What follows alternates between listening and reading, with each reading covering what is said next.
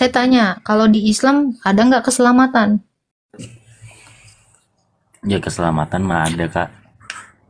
Coba, siapa yang udah diselamatkan Allah SWT dari abad 7 sampai sekarang? Ngapain kamu menyembah Tuhan yang nggak kamu kenal, Dek? Shalom Bapak Ibu, apa kabar? Kali ini saya akan share satu video menarik dialog Agatha Palermo dengan teman-teman yang agama sebelah. Nah, dalam perbincangan ini bahwa Agatha Palermo bertanya kepada teman-teman kita yang Muslim, di Islam ada nggak keselamatan? Yang kedua, siapa yang sudah dibangkitkan oleh Allah SWT dari abad 7 sampai sekarang? Nah, untuk lebih jelasnya, mari kita tonton video yang satu ini. Dulu saya mau nanya lagi nih. Mau masuk Kristen kau? Gitu, pengen tahu aja maksudnya. Ya, kok nggak Kan mau kalau masuk Kristen, nanya-nanya? ya kan siapa tahu aja. Nanya dulu. Loh, enggak, saya tanya, kalau di Islam ada nggak keselamatan? Ya keselamatan mah ada kak. Coba, siapa yang udah diselamatkan Allah SWT dari abad 7 sampai sekarang? Ya saya nggak tahu, saya agama sendiri aja kurang tahu. Saya kan fungsinya Di, kesini ngapain cuma kau? nanya-nanya.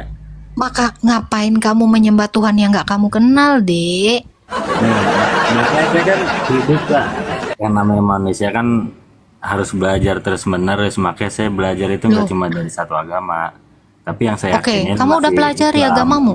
Kau udah pelajari agamamu? Udah. Oke, siapa yang udah diselamatkan Allah?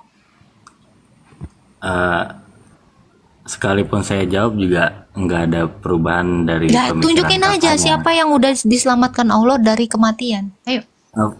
Maaf kak, fungsi saya kesini cuma mau nanya, bukan untuk berdebat. Jadi Loh, ini nggak kalau kakak berdebat. Ini nggak berdebat. kalau Kan kalau kata kakak kamu, mau kamu nanya tentang mempelajari Islam, semua agama. mm, Loh, kan kamu tadi bilang, saya mempelajari semua agama, Kak. Berarti kamu sebelumnya mempelajari agama Islam dong? Betul nggak? iya benar. Nah, dari agama Islam yang kamu pelajari, kira-kira Allah itu sudah membangkitkan orang mati berapa orang? Dari zaman diperkenalkan Muhammad sampai sekarang. Coba. Membangkitkan orang mati. Gimana maksudnya? Loh, kan semua orang kan berharap kepada Tuhan supaya dapat membangkitkannya ketika nanti sudah mati. Nah, sekarang saya tanya, Allahmu itu, kalau dia memang maha kuasa yang kamu sembah itu, siapa kira-kira yang sudah dibangkitkan dia sehingga kamu percaya nanti kamu dibangkitkan, diselamatkan gitu loh. Kalau saya sih nggak tahu ya. Soalnya kan ya dari saya sendiri pun saya nggak ingin dibangkitkan ketika sudah mati. Soalnya saya percaya dengan adanya akhirat. Lah iya, Jadi kamu di akhirat emang kamu ngapain di akhirat? kalau misalnya saya dibangkitkan lagi, berarti kan saya dibangkitkan ke dunia. Kalau saya mati itu kan mati di dunia kak, bukan mati di gimana ya. Mati itu kan mati di dunia. Setelah kita mati kita masuk ke akhirat. Nah jadi Kok kan, menurut saya kok kan saya mati. nggak. Kamu bukan masuk akhirat, kamu masuk dalam kuburan. Nah itu jasadnya yang masuk dalam Oke. kuburan kak. Kita Oke. kan punya ruh Jadi rohmu kemana? Jadi rohmu kemana saya tanya? ke akhirat. Ya akhirat Ke neraka. ya. Coba baca Maryam 71. Kalian semua ke neraka, bukan ke akhirat. Iya, Neraka. tergantung, yang namanya manusia kan selama hidupnya masih benar, nama manusia kan memang punya salah, pasti ke neraka dulu. Urusan neraka atau surga itu kan urusan Tuhan, bukan urusan saya. Loh, Jadi saya nggak memikirkan hal kenapa? itu. Oke. Kenapa kamu menyembah Tuhan yang nggak bisa masukkan kau langsung ke sorga? Harus ke neraka. Saya menyembah Tuhan karena saya beragama aja sih kak, bukan saya pengen masuk surga atau neraka. Kalau urusan surga Ya atau neraka udah. itu saya nggak milih. Maksudnya ya selagi saya percaya sama Tuhan saya, ya udah itu yang saya jalanin. Apa? Kamu percaya supaya apa sama dia? Supaya apa? Supaya nggak dibilang ateis? Atau supaya apa? Ya karena saya merasa kayak saya diciptain dengan kesadaran diri saya yang manusia lah, jelas kayak Siapa yang menciptakan kamu? Coba. ya Tuhan yang jelas. Makanya saya pelajarin Ya walaupun Tuhan enggak. yang mana? Ada banyak Tuhan loh Bang di dunia Nah ini itu Bang. makanya saya lagi mempelajari semuanya walaupun Nah, perlahan. karena gini Bang, menciptakan itu kan artinya menghidupkan kita kan, betul nggak? Gimana gimana? Menciptakan itu kan artinya dia menghidupkan kita kan, betul nggak? Mencipta itu kan menghidupkan kan, bener nggak? Ah emang iya. Loh, gimana sih kok memang iya? Manusia diciptakan, dihidupkan atau dimatikan? Ya, ada yang dihidupkan ada yang dimatikan. Astaga Tuhan. Tergantung tugasnya Nggak, saya tanya, masing-masing. mencipta itu artinya kan menghidupkan kan? Astaga, ya Allah. Gimana sih, Dek? Jadi Adam waktu diciptakan itu Adam dihidupkan atau dimatikan? Waktu diciptakan. Ya dihidupkan kalau Adam. Iya, menciptakan itu artinya menghidupkan, ya Kalau kan? menciptakan benda mati, apa itu Benda menghidupkan? mati yang mana? Misal saya menciptakan Loh, kan ini konteksnya, ini kan konteksnya manusia. Ini kan konteksnya manusia kan? Saya tanya, Oke gitu jelas. apakah kamu Berarti batu atau manusia? Manusia dong. Oke, kan tadi kamu bicara, saya ini yang menciptakan Allah. Saya nggak nanya batu, kan saya nanyanya kamu. Ayo fokus. Ya, kamu mengatakan, loh saya yang menciptakan ini adalah Allah. Saya diciptakan oleh Allah, kan itu narasimu, Dek. Betul? Oleh Tuhan. Iya, kamu kan diciptakan oleh Tuhan, betul? Iya jelas. Nah, berarti kamu dihidupkan oleh Tuhan. Sekarang, kalau memang Allah SWT itu adalah yang menciptakan kamu, maka harusnya dia membuktikan dia itu menghidupkan satu orang dari abad 7 sampai sekarang. Jangan ngaku-ngaku pencipta kalau belum membuktikan menghidupkan, kan gitu. Semua Tuhan di dunia ini boleh ngaku. Keharusan Tuhan Loh. sebagai Tuhan menciptakan Makanya manusia. jangan ngaku Apa? sebagai Menghidupkan apa? pencipta. Karena gini, jangan mengaku sebagai pencipta kalau tidak bisa membuktikan. Loh, semua Tuhan di dunia ini ngaku mencipta, tapi bisa dibuktikan? Enggak. Cara membuktikan Tuhan yang benar-benar adalah pencipta atau yang menghidupkan, maka kamu harus melihat buktinya. Tuhan Yesus itu sudah menghidupkan orang mati. Namanya Lazarus, bahkan dia menghidupkan dirinya sendiri. 2000 tahun yang lalu dia membuktikannya. Allah mau kapan membuktikan bahwa dia adalah sang pencipta? Kenapa dia tidak bisa menghidupkan Nabi Muhammad yang adalah kekasihnya? Satu orang aja. Ya nggak perlu banget sih Kak, buat apa juga. Lo perlu dong. Perlu dong. Kalau ngaku-ngaku Keperluan kita terus lu sebagai- percaya, artinya kan kamu goblok. Bentar. Orang kalau mencintai pacarnya, ya, dibuktikan dengan menikahinya. Kalau pacaran terus namanya main-main. Ya, itu poinnya. Itu poinnya. Jadi kalau Allah mau mengaku sebagai pencipta, minimal dia hidupkan dulu bukti. Dia menghidupkan satu orang. Hanya dengan Loh, itu masa orang ngaku-ngaku lu percaya? kalau nih Kak, nih, Ibarat kata bro, gini ya bro, ibarat kata saya punya Lexus, percaya nggak kamu? percaya. Terus Ih, botol banget kok percaya. dan Kakak yang menjelaskan Kakak punya Lexus. Karena saya cuman bilang saya punya Lexus, kamu percaya. Ih, itu iman botol namanya. Tetapi ketika saya mengatakan saya punya Lexus, saya memperlihatkan Lexus saya, kamu baru percaya. Oh, ini benar. Si Ata punya Lexus. Masa saya bilang Tapi saya punya kan Lexus, kalau- percaya aja. Gini Kak, Botol tapi kan dong kalau kamu. konteksnya Tuhan, kita nggak perlu menuntut dengan satu konteks, dengan satu kejadian. Semisal gini, bentar Kak, saya Tadi ngomong kan dulu. kamu bilang. Bentar dulu, saya ngomong dulu. Bentar dulu. Semisal gini, nanti di suatu hari akhir, kalau di Islam itu kan ada yang nama Dajjal. Nah, Dajjal ini dia bisa menghidupkan orang, bisa segalanya dah. Apakah Kakak bakal percaya dengan Dajjal tersebut karena bisa menghidupkan orang? Besok juga saya gini bro. Besok juga saya mengaku ya, akhir zaman saya menghidupkan manusia bro. Percaya kamu? Enggak, tapi Dajjal itu kan di akhir zaman itu dia bisa menghidupkan orang mati. Itu kan katanya Dajjal akan Enggak, menghidupkan manusia di saya zaman. beri perumpamaan aja. Saya kasih tahu, saya juga nanti akhir zaman saya menghidupkan kamu. Percaya? Bukan, ya nggak percaya, makanya sih beri perumpamaan. Semisal nanti Dajjal ada di akhir zaman ya. Lah, kakak dengerin saya dulu ngomong, baru ketawa-ketawa nggak jelas. Ya.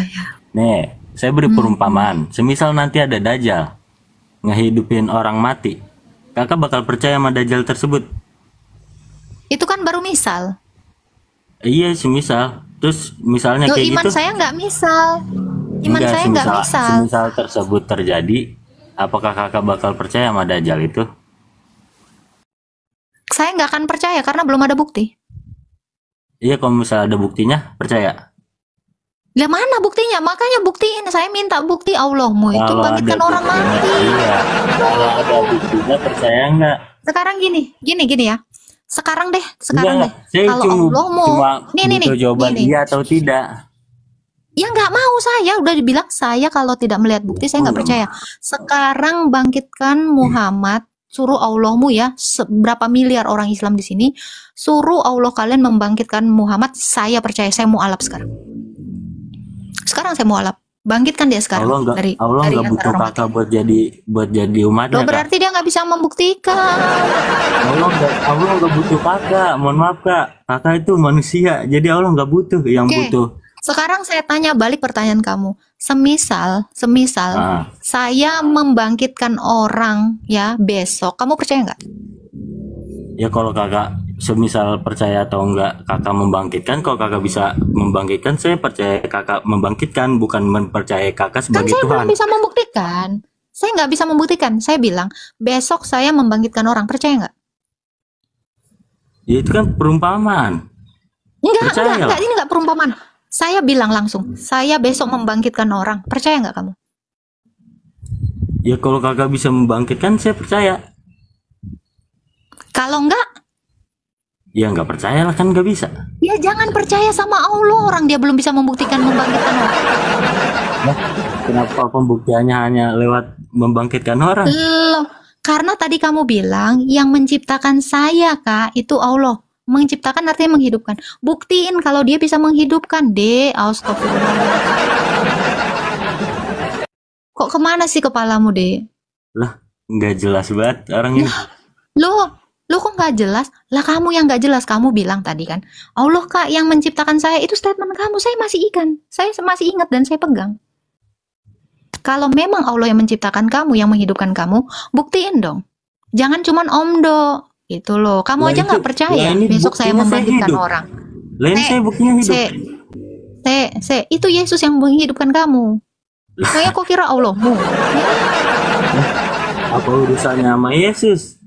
Sekarang urusannya semua dunia ini yang menciptakan Yesus. Kenapa saya bisa pede mengatakan bahwa Yesus yang menciptakan kamu? Karena dia memang sudah membuktikan dia menghidupkan orang mati. Lah ya udah, kalau itu kepercayaan itu. kakak ya silakan kakak percaya ini kakak. Lah saya mau dari awal saya ngejelasin, saya datang ke sini mau nanya, bukan mau debat. Kalau kakak masih percaya dengan kepercayaan kakak, ya silakan. Gak ada urusannya sama saya. Iya, saya tahu itu. Makanya saya bilang kamu beriman. Semua yang hidupin Yesus silakan sih, bodoh amat. Ini kamu beriman kepada sesuatu yang kosong. Itu maksudnya. Kamu percaya kepada Allah akan membangkitkan kamu, padahal itu baru ngomong doang. Gak ada bukti. Kok kamu bisa percaya? Kalau kamu belajar semua agama, kamu harus membuktikan. Pakai otak. Nalar dong. Kamu gak pakai nalar dari tadi. Pakai iman buta. Kamu seperti membeli kucing dalam karung. Ya saya percaya nanti dibangkitkan. Giliran saya bilang besok saya membangkitkan orang. Ya kalau memang betul, baru saya percaya. Lah harusnya kamu juga begitu, berpikir kritis kepada Allahmu. Kalau kamu percaya dia mencipta, beragama pakai logika. Lu harus pakai otak. Kenapa lu harus pakai logika? Karena Tuhan menciptakan kamu dengan akal. Supaya apa? Supaya Tuhan bisa memberikan petunjuk kepada kamu, nanti ini bakal banyak Allah-Allah lain yang ngaku-ngaku pencipta. Maka kamu harus berpikir dengan akalmu. Supaya apa? Kamu tidak tertipu. Itu Tuhan Yesus itu yang menciptakan. Dia ngedesain kamu seperti dirinya. Tapi kamu nyembah ilah yang ngaku-ngaku. Halo, Haris Dika. Assalamualaikum. Waalaikumsalam, Bang. Tanya-tanya Iya. boleh nggak? Boleh, Bang, boleh. Mangga. Silakan. Yang dimaksud kitab suci itu bersumber dari Tuhan itu sendiri kan? Benar, Mbak? Kitab suci itu adalah kitab kesaksian para nabi dan para rasul dari Tuhan. Berarti nggak logis dong, Mbak, kalau gitu. Seharusnya Enggak kan, logisnya di mana? seharusnya kitab suci itu bersumbernya dari Tuhan. Loh, itu tadi saya bilang, kitab suci itu adalah kesaksian yang dituliskan para nabi dan para rasul dari Tuhan. Oke, Kurang jelas? oke, saya paham di situ. Berarti Hmm. otomatis yang hidup sejaman Romantis. dengan Yesus ya, berarti ya. Otomatis romantis. Gimana? Otomatis Hmm. yang menulis itu sejaman dengan Yesus. Yesus ini ada di sepanjang segala abad. Jadi Enggak. dari Adam, Musa, Abraham, Daud, ini Tuhan Yesus ini yang datang kepada seluruh nabi-nabi ini. Karena Yesus itu ada di sepanjang segala zaman. Itu Hmm. itu Yesus kan datang ke manusia kan Hmm. sebelum sesudah Adam, sesudah Kata Ibrahim. siapa? Kata siapa? Nah, emang sebelum Yesus turun, emang Tuhan itu udah namanya Dia Yesus. adalah Tuhan. Dia sebelum jadi manusia, dia adalah Allah. Nah, Kan dia di Allah sini yang kan menjadi manusia. Mbak Agatha kan mempercayai Tritunggal kan. Iya. Nah, sebelum Tuhan Yesus ini turun, berarti di surga kan? Dia di surga dan Oke, berarti di bumi belum ada Tuhan Yesus kan? Belum adanya. loh, dia di surga dan di bumi, kok di bumi belum ada Tuhan Yesus? Gimana cerita? Jadi Dia gini, ini Mbak. Allah. Dia ini kan Allah. Yesus ini Allah yang menjadi manusia. Sebelum dia menjadi manusia ya dia Allah. Karena dia adalah yang awal dan yang akhir. Wahyu 1 ayat 17. Dia itu udah Terus sering Yesus sekali ini- menampakkan diri kepada seluruh nabi. Bahkan Oke. kepada Adam. Oke. Berarti yang menyampaikan firman-Nya ini siapa, Mbak? Kalau bukan dari Yesus. Allah. Ya Yesus. Berarti perkataan Yesus itu adalah firman. Yesus itu firman itu. Iya, makanya berarti perkataan Yesus itu ada firman. Yesus itu firman yang berfirman. Berarti firman dari Berarti lagi. ucapan yang keluar dari Yesus itu berarti firman kan? Iya, dia adalah firman yang berfirman. Betul. Oke. Berarti ketika Yesus berfirman ada para sahabat. Nah, yang menjadi patokannya itu Para keaslian kitab sahabat. Loh, dia Allah nggak punya sahabat, Bang. suci. Yesus di bumi lah, kita ngomongin Yesusnya di bumi nih, Mbak. Loh, Yesus itu ketemu Abraham itu di mana? Ya di bumi. Yesus ketemu Adam di mana? Yesus menciptakan Adam di mana? Ya di bumi. Semuanya di bumi, Bang. Kan tadi saya sudah bilang, Allah itu di bumi dan di sorga. Jadi Itu dia nggak di Allah. satu tempat doang. Itu Dia Allah. memenuhi semesta ini. Iya, itu Loh, iya. Allah. Ini yang dikatakan anaknya ini loh, anak Bapak ini yang turun di bumi ini loh. Kalau sang Bapak adalah Allah, masa anaknya nggak ada? Kalau kamu manusia, anakmu manusia apa kucing? Ya Ya manusia. anakmu pasti dong. manusia. Kalau bapaknya Iya. Allah, ya anaknya Allah. Justru Gimana sih? itu anaknya Allah ini yang turun di bumi ini kan namanya Yesus, Mbak. Iya, berarti dia kan Allah. Ya udah dia Iya. Allah. Sudah paham saya di situ, Mbak. Yesus itu adalah Allah. Nah, berarti Suara saya hilang, serius. Suara saya hilang. Halo? Enggak jelas kok Mbak. Tes ada kok. Ada Ada, nggak? Oh, ada. oke, silakan. Iya, Lanjut. saya paham. Karena Yesus anak Bapa ini turun di bumi, berarti apapun yang diucapkan Yesus itu sama dengan ucapan Allah. Kan gitu logikanya kan, Mbak? Iya.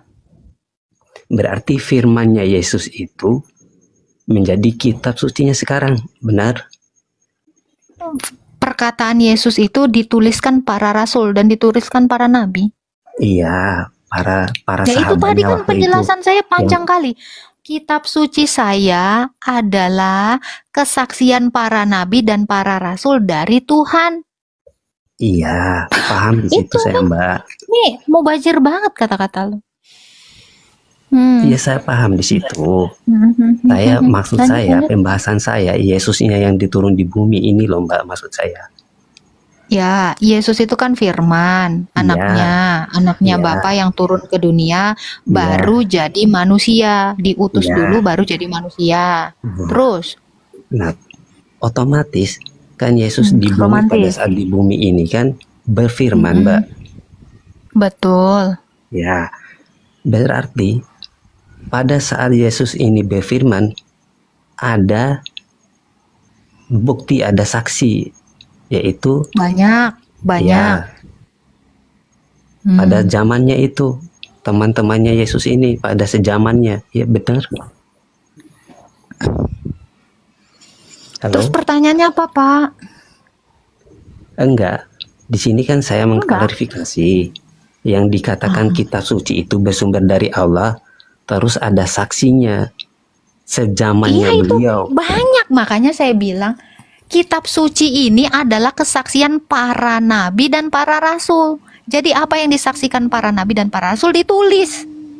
Bukan lagi 1, 2, 3, 4, 5 ribuan. Gimana sih?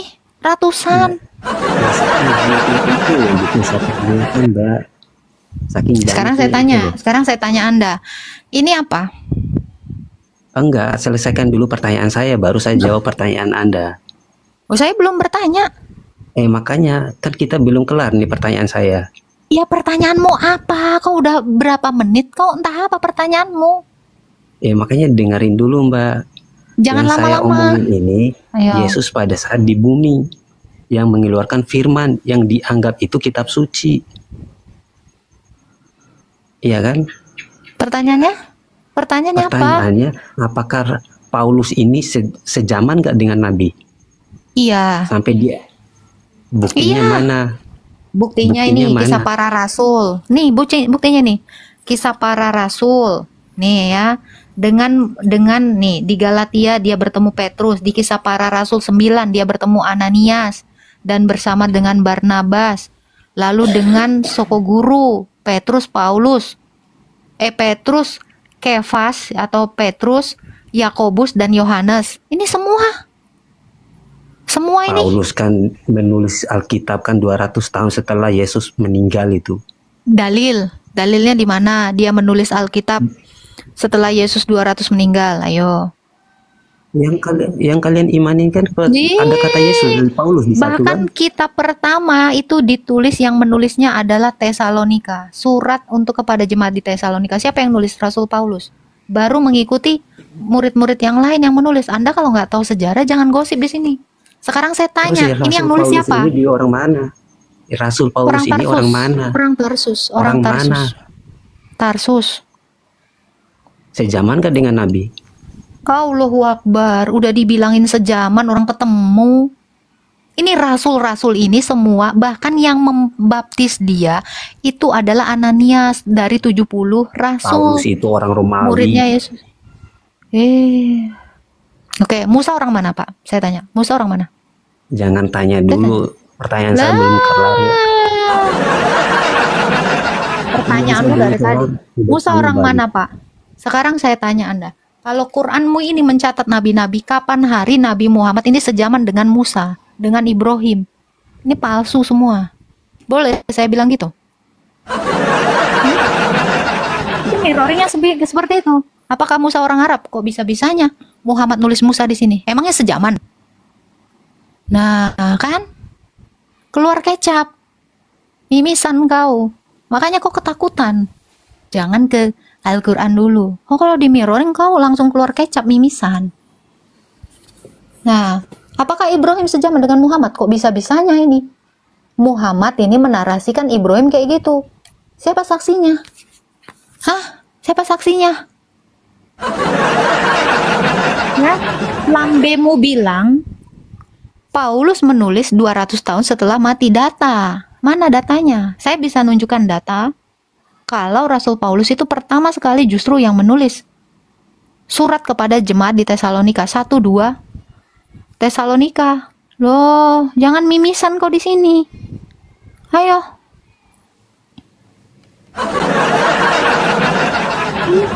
Ya, Pak ngomong tuh ya, sok baik, ujung-ujungnya kayak tai, ya, kotoran kau.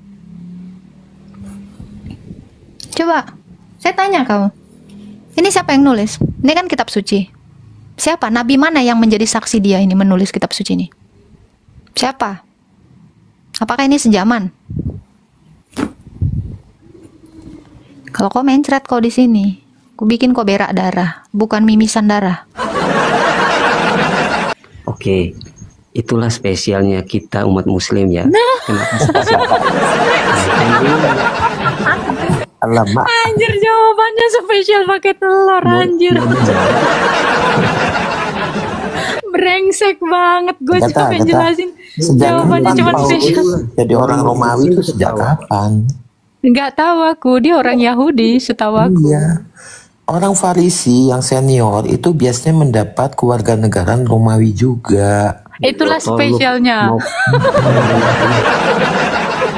Astagfirullahaladzim. Siapa yang pesan nasi goreng di sini, botol?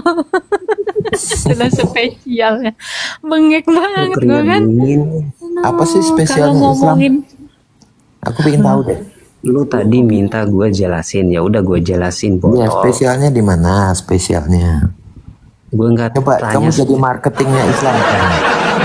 Gue ngomong sama Agatha, gue nggak ngomong sama lu botol. Oh, sales ngomongnya pakai botol-botol gitu. Mana laku? biarin Pak Star Bucek ini, biarin aja dia jelasin dulu. Kita dengarkan dulu. Kita Silakan Bang, dengerin. jelasin Bang. Nah. Silakan. Oke, di Al-Quran yang tulis siapa kan ditanyakan gitu. Nah, kenapa kita dibilangnya spesial? Al-Quran itu salah satu mujizat Nabi Muhammad. Karena kenapa? Allah pilih Nabi Muhammad karena Nabi Muhammad itu orangnya buta huruf, nggak bisa baca, nggak bisa nulis. Gak apa-apa kayak sales mobil bekas ya. Nggak bisa baca, nggak bisa nulis. Oke, teman-teman, kalau kalian merasa tidak spesial ya, jadilah buta huruf biar kalian spesial. Ya, itu cara terbaik. Jadi jangan pernah ngerasa kalian itu nggak spesial. Kalau pasangan kalian nggak ngerasa kalian spesial, buta huruf. Karena buta huruf adalah kespesialan. Itulah spesialnya Nabi. Agatha. Aduh, Pak. Waktu zaman penjajahan Romawi ya di Yerusalem, bangsa Roma itu kan punya protektor Roma ya, yang berkedudukan di Yerusalem. Mereka itu untuk menarik hati dan memanfaatkan pemuka-pemuka orang Yahudi itu, mereka memberikan semacam keistimewaan menjadi warga negara Roma. Makanya Paulus itu Agatha warga negara Roma, kalau dia bukan selesai orang dia. Roma. Oke, ini ada Pak Erben ya. Gue mau ketua. Belum juga selesai kita bahas. Shalom, Starbuck, apa kabar? Shalom, Agatha. Shalom Pak, nitip Jangan room ya. Ini dulu, spesial gitu pakai loh. telur soalnya tamu kita ya.